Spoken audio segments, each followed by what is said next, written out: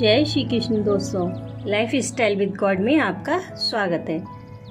दोस्तों, यहाँ पर हम श्रीमद् भगवद गीता के चौथे अध्याय का अध्ययन कर रहे हैं, जिसका नाम ज्ञान कर्म संन्यास योग है। आज हम 23वें श्लोक का अध्ययन करेंगे। भगवान ने कहा, जो बिना इच्छा के अपने आप प्राप्त हुए पदार्थ में सदा संतुष्ट रहता है, जिसमें ईर्ष्या का सर्वथा अभाव हो गया है, जो हर्ष शोक आदि द्वंद्वों से सर्वथा अतीत हो गया है, ऐसा सिद्धि और असिद्धि में सम रहने वाला कर्मयोगी कर्म करता हुआ भी उनसे नहीं बंधता।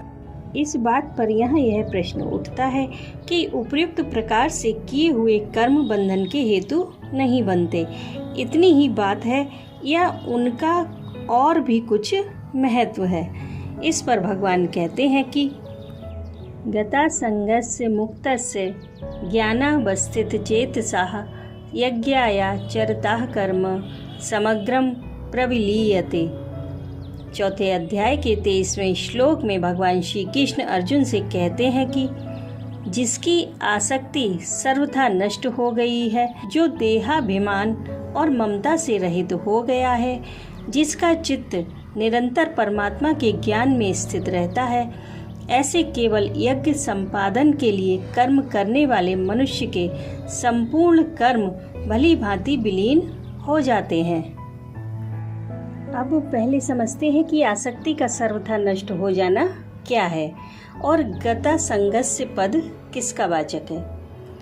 कर्मों में और उनके फल रूप समस्त भोगों में तनिक भी आसक्ति या कामना का न रहना आसक्ति का सर्वथा नष्ट हो जाना है। इस प्रकार जिसकी आसक्ति का अभाव हो गया है, उस कर्म योगी का वाचक यहाँ गता संगस्य पद है। यही भाव कर्म में और फल में आसक्ति के त्याग से तथा सिद्धि और असिद्धि के समत्व से पूर्व श्लोक में भी दिखलाया गया है। अब समझते हैं कि मुक्तस्य और ज्ञानावस्थित चेतसा पद का क्या भाव है।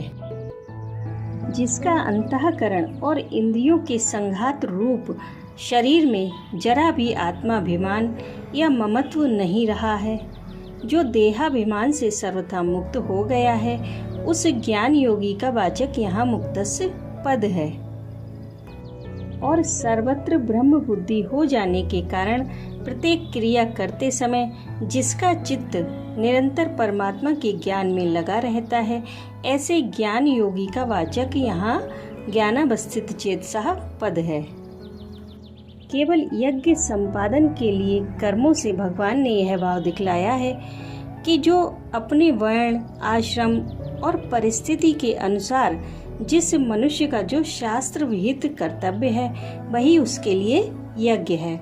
उस शास्त्र विहित यज्ञ का संपादन करने के उद्देश्य से ही जो कर्मों का करना है, अर्थात किसी प्रकार के स्वार्थ का संबंध न रखकर केवल लोक संग्रह रूप यज्ञ की परंपरा सुरक्षित रखने के लिए ही जो कर्मों का आचरण करना है, वही यज्ञ के लिए कर्मों का आचरण करना है। ऐसे केवल यज्ञ संपादन के लिए कर्म करने वाले मनुष्य के संपूर्ण कर्म भली भांति विलीन हो जाते हैं।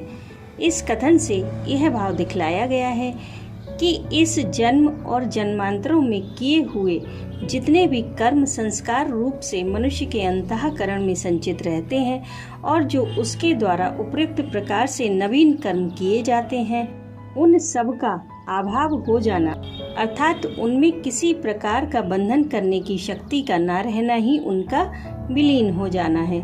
इससे भगवान ने यह भाव दिखलाया है कि उपयुक्त प्रकार से कर्म करने वाले पुरुष के कर्म उसको बांधने वाले नहीं होते। इतना ही नहीं, किंतु जैसे किसी घास की ढेरी में आग में जलाकर गिराया हुआ घास स्वयं भी जलकर नष्ट हो जाता है और उस घास की ढेरी को भी भस्म कर देता है, वैसे ही आसक्ति, फलेच्छा, ममता और अभिमान के त्याग रूप अग्नि में जलाकर किए हुए कर्म पूर्व संचित समस्त कर्मों के सहित विलीन हो जाते हैं।